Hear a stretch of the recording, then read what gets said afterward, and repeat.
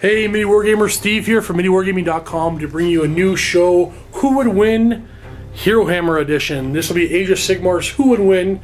We're going to pit up big monsters or big characters, or even maybe groups of characters against other groups of characters. In the first episode, we are bringing two heroes from the End Times. We have Karl Franz himself on his Griffin against Nagash, the Supreme Lord of the Undead. Hey, MiniWarGamer, Steve here from MiniWarGaming.com to bring you a new show, Who Would Win? Herohammer Edition. This will be Age of Sigmar's Who Would Win? We're going to pit up big monsters or big characters, or even maybe groups of characters against other groups of characters. In the first episode, we are bringing two heroes from the End Times. We have Karl Franz himself on his Griffin against Nagash, the Supreme Lord of the Undead. Today we'll have Cullen. He'll be fielding Nagash. Nagash, tell me about, Cullen, tell me about Nagash. So Nagash has 16 wounds and a 3+ save.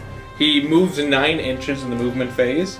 He has one missile weapon, Gaze and Nagash, that's 12 inches. And 3 melee weapons, the Alkenshah, the Zephnibita, and the Spirit Spectral Council, or Claws and Dagger. I'm gonna make my attempt at pronouncing these weapons. It's Alakanash and Zeftnabar. Nebtar. Zeftnatar. There you go.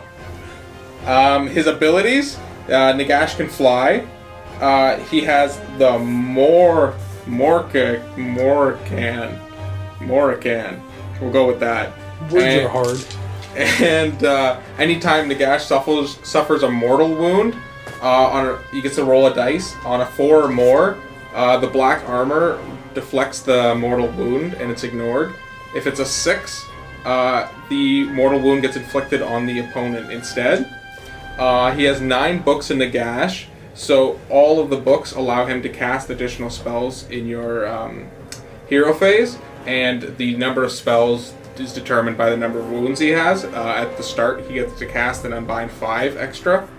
He gets the Staff of Power, so add the modifier listed to the damage table. Okay, so that's another one where he actually gets a modifier as he gets wounded for unbinding and casting of spells, starting at a total of adding 6 to the casting. Death Magic Incarnate. So if Nagash successfully casts a spell that allows you to summon a unit of death units with a special word of death, you can double the number of models, or monsters, or characters. So we're going to ignore all the summoning stuff for this. It's going to straight up Nagash versus Karl Franz. He is a crazy caster as it is, but he's also a really beefy fighter. So beyond Mystic Shield and Arcane Bolt, does he have any other spells he could possibly cast? He has Hand of Dust and Soul Stealer. He has 2 more spells. Tell me about them. Hand of Dust. Let's see. So casting value of 8. Choose an enemy model within 3 inches of Nagash, and then we're gonna do.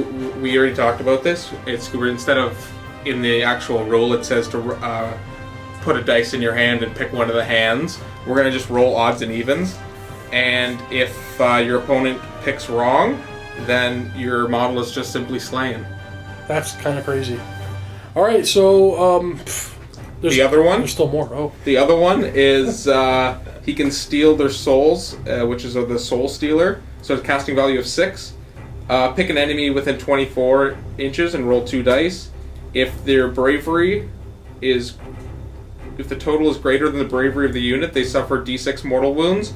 And if the roll is double the bravery, it's D6 mortal wounds. So it goes to D3 to D6. If it's double. D6. Okay, this is you got an uphill battle for you, Jesse.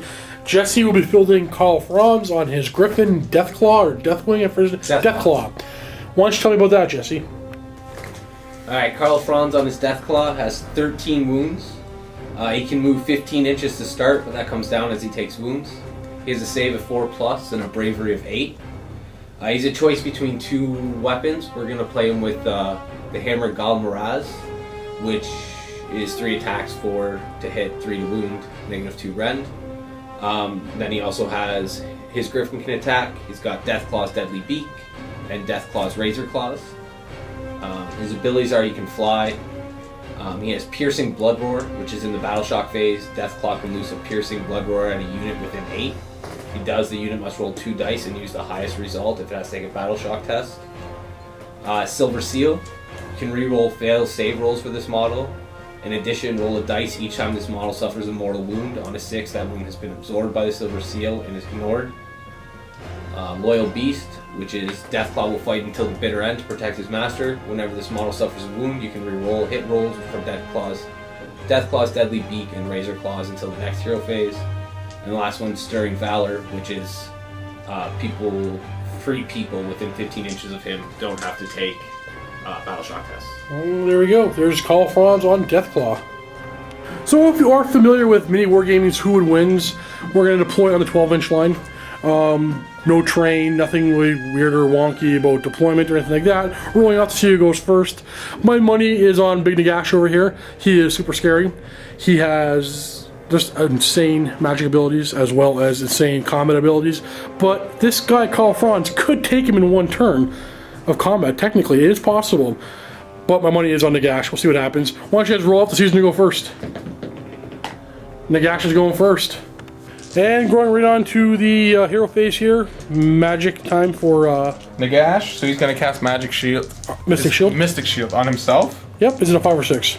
It's a 6, I believe, right? It's a 6, is it? Or no, I think it's a 5, actually. 2d6. Either way, you got her. +6. And +6. Yeah, that's +6. Got it. You might have it. Wow. So your save of 3+ becomes 2+. Are you in range for Arcane Bolt? No. Are you in range for the other spells? The one is 24, so I will be in range. Should be in range. So, let's see. Which one's that? This is Soul Stealer. Soul Stealer. Casting value of 6. So you automatically get it off? Automatically get it off. That's a thing.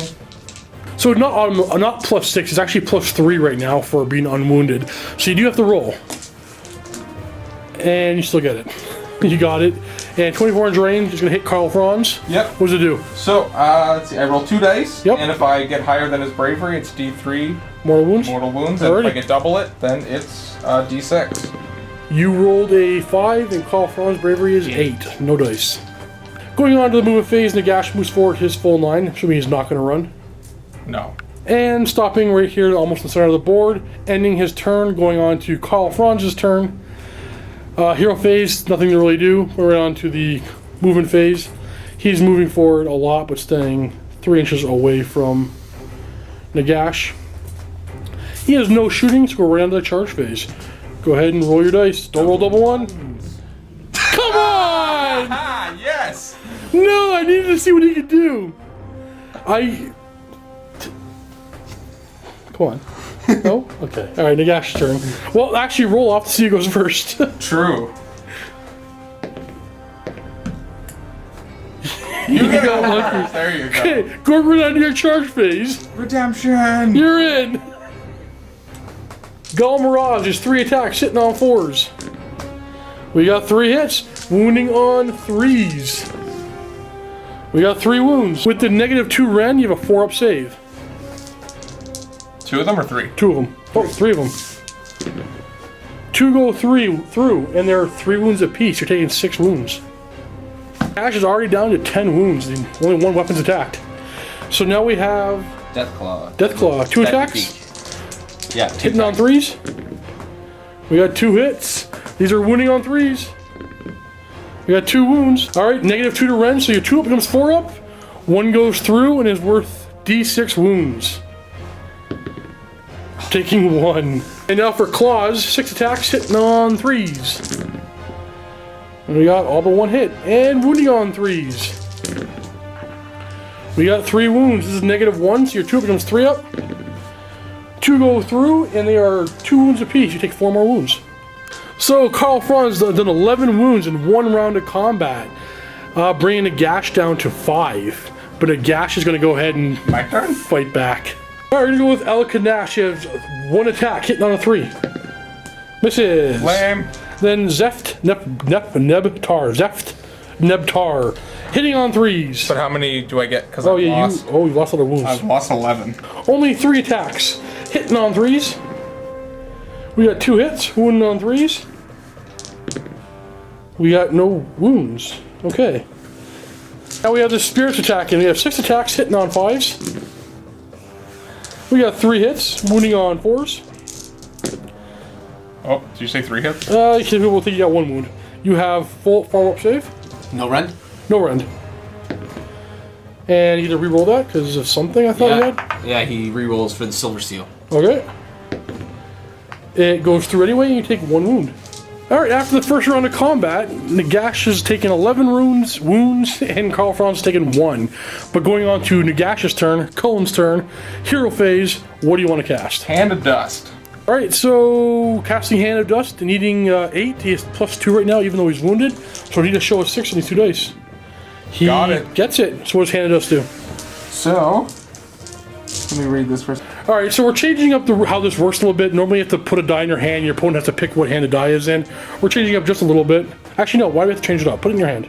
Put it in my hand? Yeah, pick a hand, put it in, and put your hands in front of the table so you can't move it around. There, it's in one of your hands.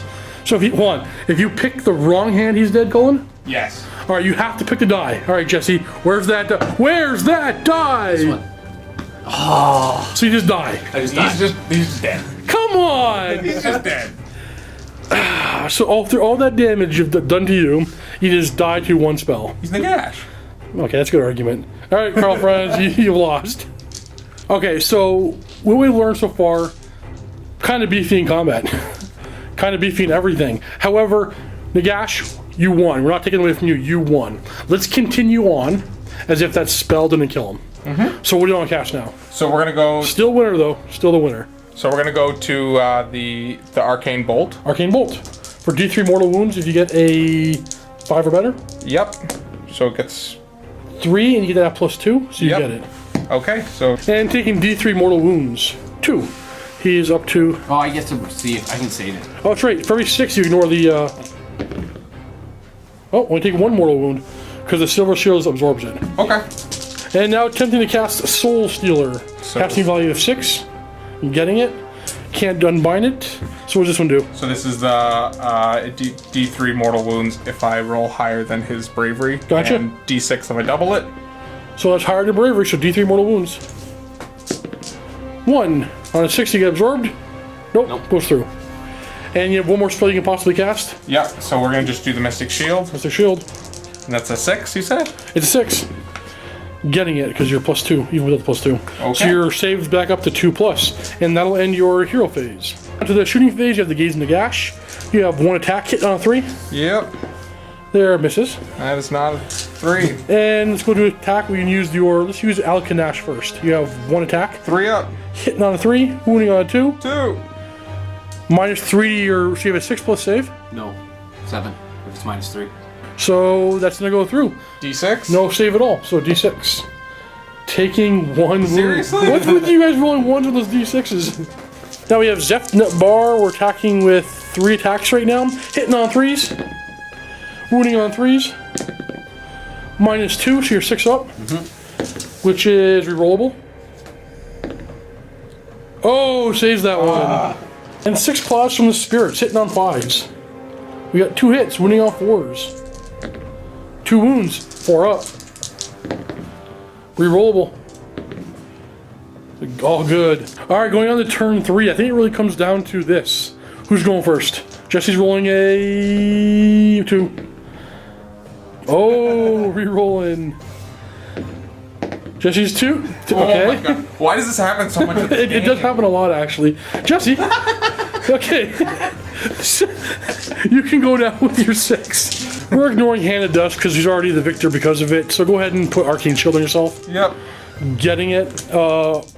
Arcane Bolt. Getting it for D3. 1. 6+ ignored. Nope. Taking 1 more mortal wound. And then Soul Stealer. Soul Stealer. Needs 6. Gets it.